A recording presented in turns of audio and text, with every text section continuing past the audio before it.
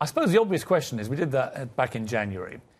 Has your position changed at all after that? Because it raised a lot of headlines, a lot of controversy. Since then, more states have endorsed same-sex marriage. It's becoming much less of a prohibitive kind of issue than it used to be. What's your view now? You know, Piers, it really never changes because mine's based out of the Scripture. That's what I believe, that the Scripture says, that homosexuality is a sin. So, you know, I believed it before and I still believe it now. Again, I would just reiterate what I said. I'm not mad at anybody. I don't dislike anybody, but, you know, respecting my faith and believing, you know, in what the Scripture says, that's the way I can interpret it.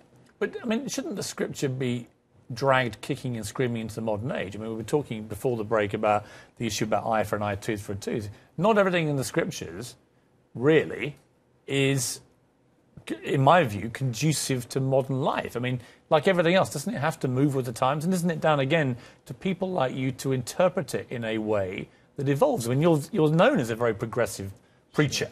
Sure. Well, we want to be progressive, but sometimes when I read it, I can't see how you would change that, just like you wouldn't, you know, change some other main things, you know, in the Scripture.